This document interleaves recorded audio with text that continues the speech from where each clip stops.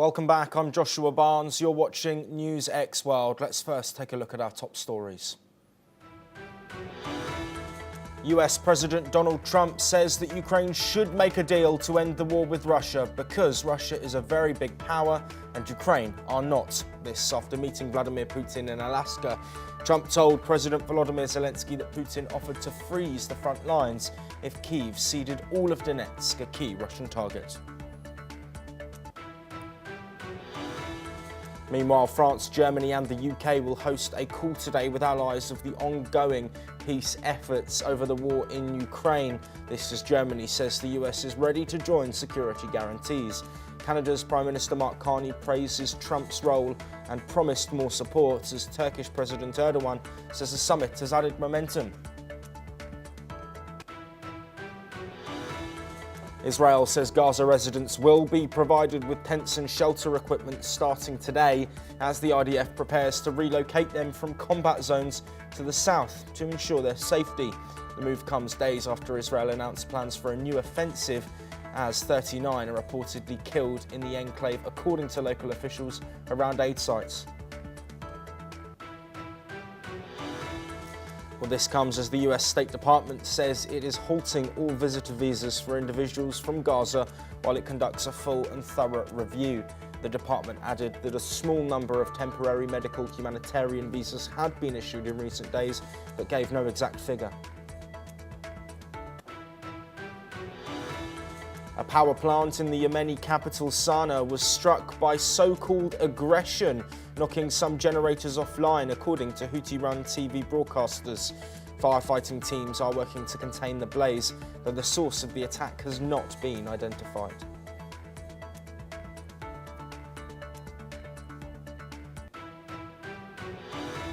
The Republican governors of 3 states are sending hundreds of National Guard troops to Washington, D.C.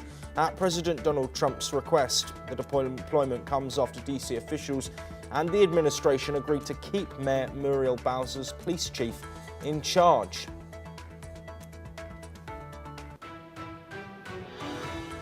Pro-democracy activists and Labour groups hold hundreds of rallies nationwide to oppose the Trump administration's push for Texas to redraw its congressional map. Beto O'Rourke spoke in Texas, where Democratic lawmakers have fled to block a Republican-backed redistricting plan.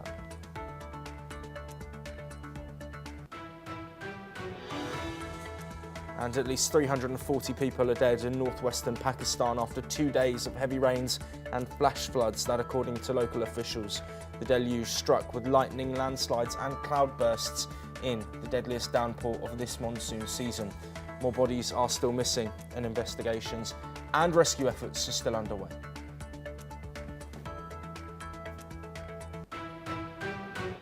But we start, and a day after the summit in Alaska ended, Russian President Vladimir Putin has told Kremlin officials that his visit was both useful and timely. He expressed respect for the US position and highlighted Russia's willingness to peacefully resolve the ongoing conflict in Ukraine, signalling possible flexibility on territorial claims. On the other hand, following the talks, US President Donald Trump urged Ukraine to negotiate with Russia, calling Moscow a very big power. He told Ukrainian President Volodymyr Zelensky that Putin proposed freezing front lines in Kyiv, surrendered control of the Donetsk region. Zelensky said Russia's refusing to accept a ceasefire was complicating efforts to end Moscow's more than 3-year conflict. He also warned that if Moscow won't stop strikes, securing lasting coexistence will be even harder. Meanwhile, on the international front, Turkish President Tayyip Erdogan welcomed the Alaska summit, saying it adds new momentum to efforts to end the conflict. India has also welcomed the talks, with the foreign ministry commending the leadership in their pursuit of peace. Meanwhile, South Korea's Foreign Minister Cho Hyun also said the priority must be to avoid war and described the summit as a potential move in the right direction, though still too early to judge. Well, joining us to discuss, of course, the ramifications following this pivotal summit and world reactions is Rohan Gunaratne, an international affairs expert who joins us live from Singapore. Rohan, as always, a pleasure to have you on the programme. Let's look at these potential concessions that Russia could be making, saying that they want the Donetsk region, but this could lead to a freezing of activity on the front lines. How significant is that concession from Russia, given there has been an impasse with both Ukraine and Russia previously staunch in their goals and aims for a ceasefire? The Alaska summit has paved the way for active discussion that will lead to a negotiated settlement. Certainly, the Russians are willing to take and give. Ukrainians also have embraced that position. This is largely a territorial dispute, and in the coming weeks and coming months, there will be intense focus on this. Of course, it's going to start on Monday because Zelensky will fly to Washington, D.C. to meet with President Trump, and President Trump will share his view on this matter. So these disputes, the territorial disputes, will not be resolved in the immediate term. It will take some time, but Russia has some red lines, and Russia wants to ensure that some parts of the territories that it has captured will be retained by Russia. And of course, this will remain a main point of debate and discussion and contention. Absolutely, and of course that contention is there on both sides. Volodymyr Zelensky has said that it is a red line for him that no territory, around 20% of Ukraine that Russia controls, will remain with Ukraine in a ceasefire deal. Do you think that Zelensky could change his stance if it does mean an end to the death that we're seeing on both sides? Yes, Zelensky will be persuaded by President Trump to do so, because if there is no give and take, there will be no resolution to the dispute. But what is important, Thomas, is for there to be an understanding that the Russian invasion took place because of its concerns of NATO expansion, because the Europeans and Western countries embraced a certain position, and Russia is not agreeable towards a heavy build-up, military build-up on its borders. So this has to be addressed, and that is why I believe that more than establishing a ceasefire, what is important is to discuss the issues that the Russians want to resolve, and of course the concerns of the Europeans and the Americans with regard to Russia's own operations in Europe and in the West, and also on the border.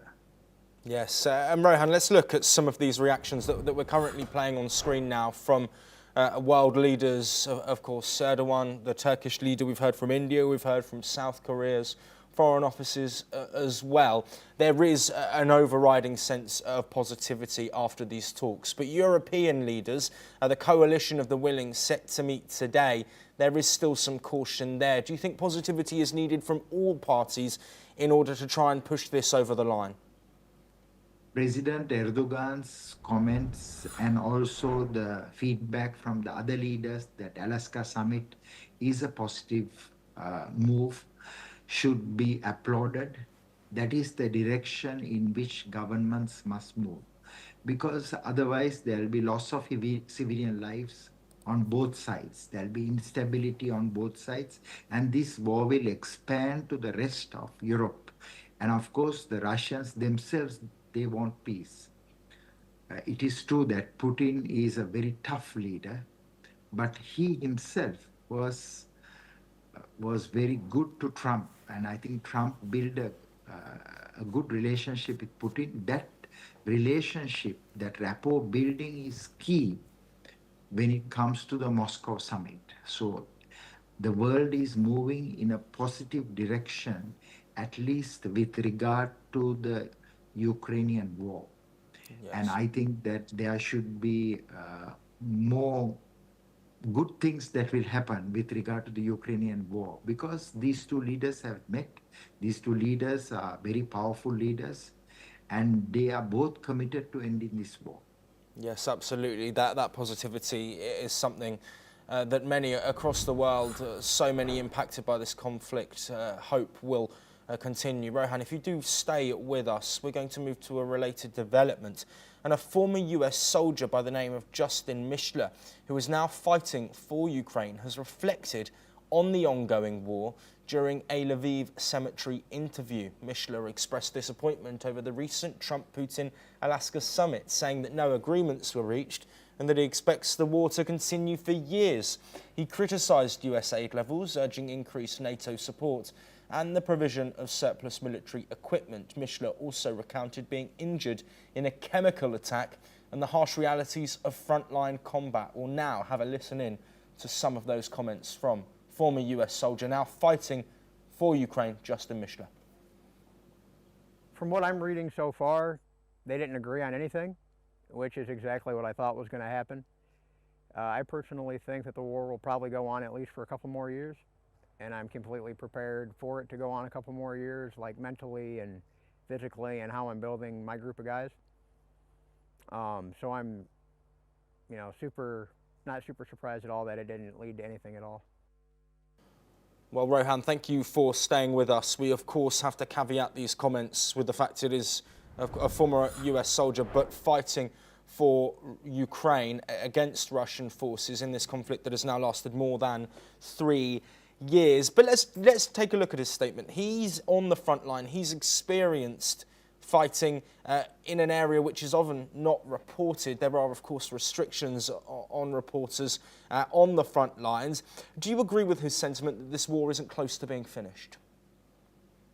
Joshua, we have to look at the statement very carefully. That is, he's a frontline soldier. He doesn't see the bigger picture. What is important to understand is that people have traveled from Asia, Africa, and the Middle East. Some have joined Ukraine, some have joined the Russians.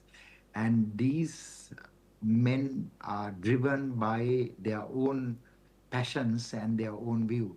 But we have to look at the strategic, the larger picture, rather than the tactics on the ground. So my personal view is that if there is a greater understanding between the Russians and the Western leaders, this war can be brought to a close. And this flow of foreign fighters to join the Russian side and the Ukrainian side will diminish and peace can be restored. Rohan Gunaratne, as always, such a pleasure to have your insights on the programme. Of course, so many talking points and further developments that we expect in the coming hours and days, and we will bring those all to you here on NewsX well. But let's now move to the Middle East, and according to sources, a power plant south of Yemen's capital, Sana'a, was hit by an aggression early on Sunday, knocking several generators out of service. Civil defence sources said teams were working to extinguish a fire triggered by the incident. The report has added Israel has carried out strikes in Yemen, saying they are in response to attacks by Iran-line Houthis. The Yemeni group has launched missiles towards Israel, most intercepted, claiming the attacks are in support of Palestinians during the Gaza war. Well, joining us to discuss this is Professor Kobi Michael, a senior researcher at the INSS and Misgav Institutes, who joins us live from Israel. Professor Kobi Michael, thank you ever so much for your time. Let's look at this situation. Of course, reports limited on the ground. We're only hearing information currently from Houthi officials and Houthi-run media. But of course, this comes in the backdrop of a ceasefire that has been agreed between the Houthis and the US, but not with Israel, and several strikes in recent days and weeks from Yemen targeting Israel. Is this an Israeli attack in your opinion? Yes, of course. I mean, Israel already admitted that this attack was done by the Israeli Navy, and this is an Israeli retaliation to the almost daily missiles launching from Yemen towards Israel, not only ballistic missiles but drones as well. And fortunately, Israel continue succeeding in intercepting these missiles and drones. But as you probably know, there is no 100% of success, and there were some occasions, sometimes, that ballistic missiles and drones exploded on the Israeli soil and even killed citizens and caused damages. So Israel cannot tolerate it and should not tolerate it. And Israel, from time to time, according to its terms, retaliates. And eventually, I think that the Yemen citizens are paying a very heavy price because of their very risky and unresponsible leadership. Yes, and of course, this is another snapshot in a region which has seen so much instability.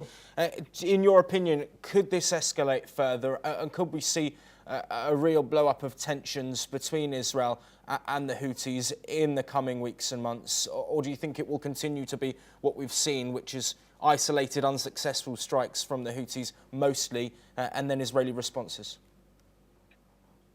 It is not isolated. This is something which is directly related to the situation in the Gaza Strip on the one hand, and it is directly, I would say, directed or managed or at least aspired by the Iranians, who continue providing the Houthis with weapons and mainly with intelligence when it comes to ships movement in Bab el-Mandeb Straits. But on the other hand, I think that it is right to say that the Houthis are very limited with regard to their capacities, and they cannot do more than what they already have done. They have ballistic missiles and they have drones, and they are capable to continue blocking Bab el-Mandeb Straits. But I think that the Israeli retaliations will be, I would say, more and more effective and more hardening to the Houthis and to the Yemen civilians who live in this part of Yemen, in North Yemen. And but in the very same time, we have to remember that this is a sort of an attrition war that Israel cannot decide alone.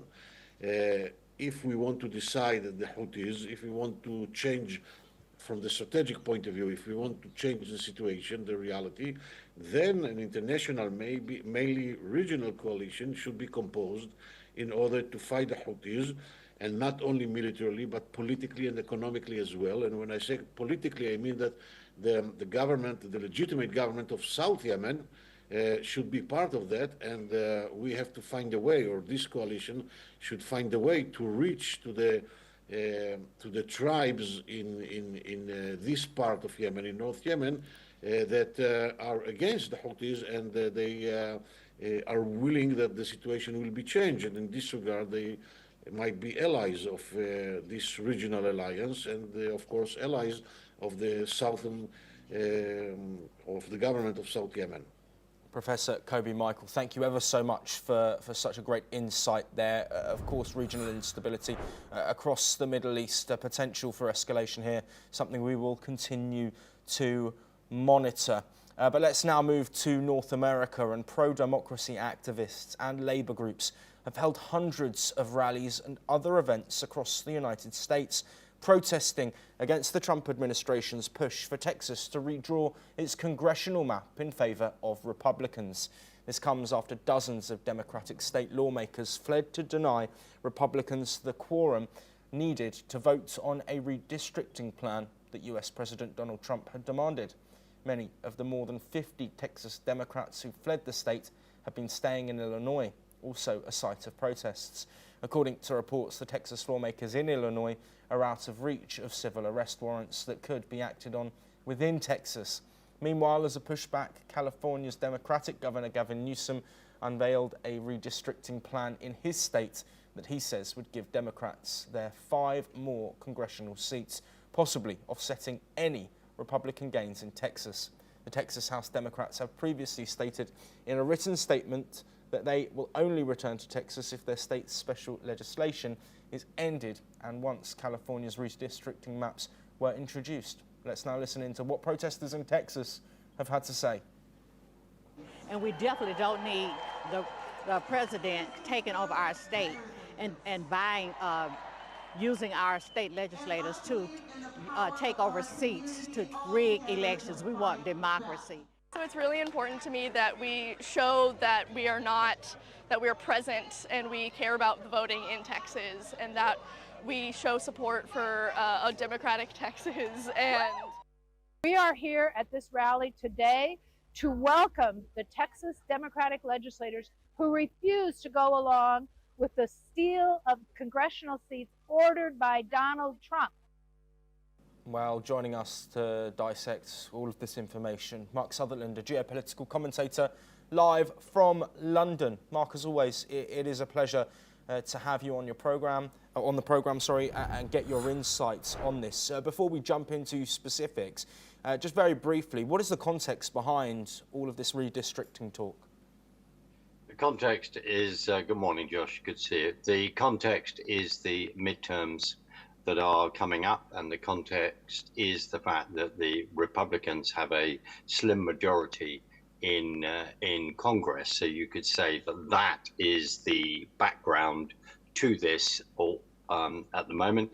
What is absolutely fascinating is there is a long history and story to explain about what has been going on in Texas for some time, and the fact that Texas, a Republican state, is the Democrats have been working very, very hard to overturn that, whether that's in a senatorial race against Ted Cruz, and also to then overturn Texas in congressional districts. So that is the background to what is going on. It's down to the midterms in 2026, and to be honest, with the Democrats turning around and saying we're not happy about this gerrymandering within our voting system, that also what happens is you could argue that this should happen like every 10 years. To actually have this in the middle of a decade is something that they're objecting to, because normally this comes out of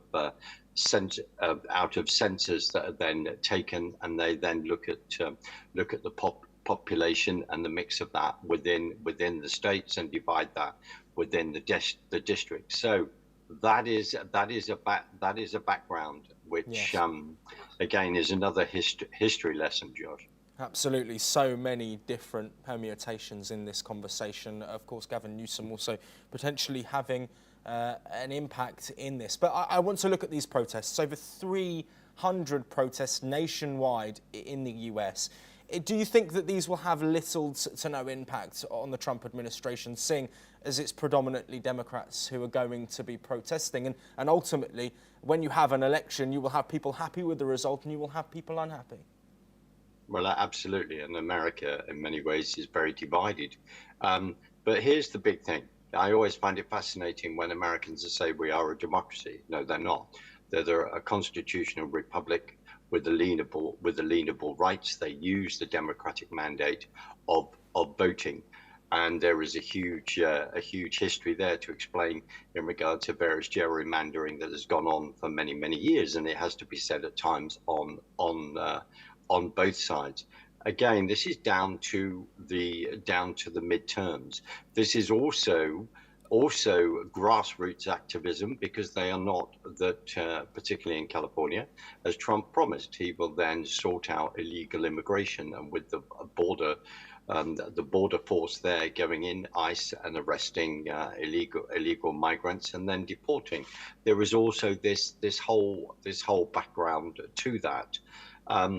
This is going to be a very, very interesting race for the midterms, and the bottom line is there's a lot of resistance to President Trump, to who he is, to what he stands for.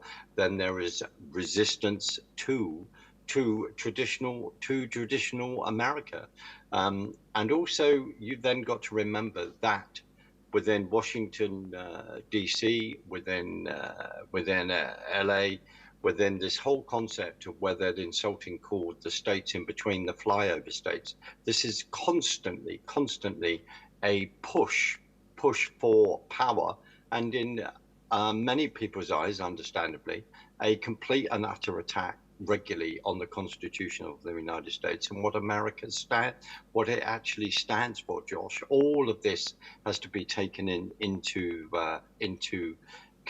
consideration. And as I say, it's about that. Trump came in and said we need a strong border, and many people, it appears obviously, seem to object to that, Josh. Well, yes, Mark, we are going to move on, but please do stay with us, because we're going to stay in North America and look at another political development, as 3 Republican-led states are going to send hundreds of National Guard troops to Washington, D.C. West Virginia is deploying up to 400 troops, South Carolina is sending 200, and Ohio is dispatching around 150 military police to the U.S. capital city. These deployments follow a request from the Trump administration, which has ordered a federal crackdown on crime and homelessness in the capital. The additional Guard troops come on top of about 800 already activated in D.C., as well as a surge of federal law enforcement. Officials say that the new arrivals will patrol landmarks and help with crowd control. These moves sparked protests in DuPont Circle on Saturday, where demonstrators marched to the White House, holding signs rejecting the recent deployment, which they called a military occupation. We'll listen now to some Washington locals. Yeah, I personally think it's terrible. It's an overreach of, authority. I think obviously the issue with Washington, D.C. and like how it governs itself has been a very controversial topic for a long time. And this is just another step in what I would like to say is sort of, I guess, a conservative government, overreaching over a very liberal city. When you have something like that and people get worried, oh, is it really, bad in DC? And depending on what kind of news coverage you watch, you might think that things are happening that aren't happening. So, so I think they are doing it under the guise of safety, but in my personal opinion, I think that the DC police have it under control, so. Well, city leaders have criticised the takeover but are legally required to cooperate. President Trump defends the intervention as an emergency response. The crime rates in the city are lower than during his first term. Mark, thank you for staying with us. This is another complex topic, and we heard there one Washington local talking about an overreach. And there is a legal case ongoing with Muriel Bowser's administration within Washington. How do you see this? It's rather interesting. I always think it has to be put in the context of a discussion over January the 6th, 2021, where before that, President Trump then asked for the National Guard to be deployed. And it's rather interesting when people use this juxtaposition all the time to then for their own political gain. Not in that case. He was then asking for safety. He is concerned, like others are concerned, about the crime rate that is going on within the capital of Washington, D.C. That is what's going on. And also, Josh, as you quite rightly said,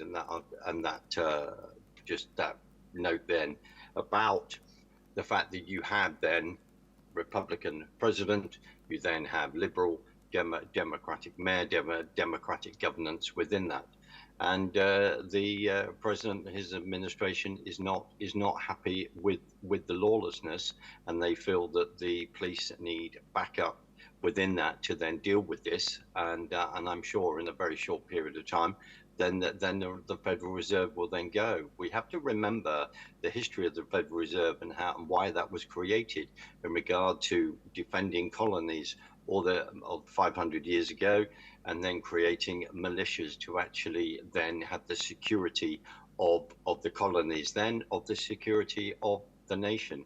And this is how it's perceived, because they want tourism, they want the capital of America to look extremely good around the world, and this is a concern. Plus, they're also within the administration then fed up where they perceive, and I think understandably, if you look at then California at times, and also going back to 2020 and the BLM riots and all the rest, about this whole attitude towards the law, and when on the Democratic side, when people are calling for defunding the police and all this. Now that may have been 5 years ago, but it's the ethos, it's the ideology of thinking that still permeates, and that is quite a rub for Trump's administration.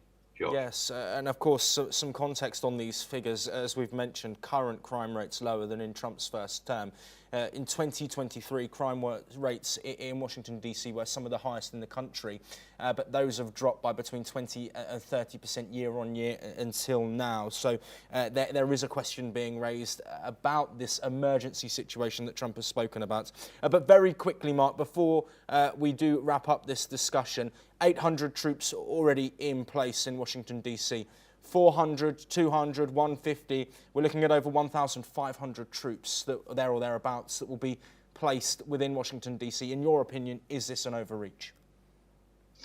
I'm not on the ground, and as you quite rightly pointed out, there are statistics, but I think this is a very, very important point that the Trump administration are trying to make. They are concerned about the perspective of the capital around the world, and they want people to be able to come to the capital. But of course, it's the seat of political power, and then to feel reassured by that, and also to then feel that they are participating. The issue is people are allowed to demonstrate as long as it's peacefully, and to make their voice heard. That is the fundamental of the Constitution of the United States. So you've got two sides here, two views to this. Whether it's an overreaction, of course, the other side that disagree with this will be saying. But of course, on the other side, the president will be turning around and saying, no, I don't think it is. I'm concerned about the crime. I want to bring that down. And just remember also, one of his dear friends is Giuliani, who used to be mayor of New York. Yes. So he has that constantly in his mind as well. Thanks, Josh. Absolutely. Mark Sutherland, as always, it is such a pleasure. Thank you for your insight on both of those topics. Both topics we will continue to monitor. We'll move on now, though, and at least 344 people have been killed in 48 hours as flash floods from heavy monsoon rains swept through northeastern Pakistan, with Khyber Pakhtunkhwa province reported as the worst hit, authorities have said. The National Disaster Management Authorities say 324 deaths occurred in this province alone. Most deaths were caused by flash floods and collapsing houses, with at least 137 injured. Access to affected areas remains limited due to washed out roads, continued rainfall and landslides. Rescue operations continue with around 2,000 workers deployed across 9 districts, this including Bunna, Swat, Shangla, Battangram, Bajwa and Manshera. The provincial government has declared these areas disaster zones. Rescue operations face delays due to severe weather, with blockaded roads forcing workers to walk to remote areas for manual search and relief. Many survivors refuse to evacuate as loved ones remain missing under debris.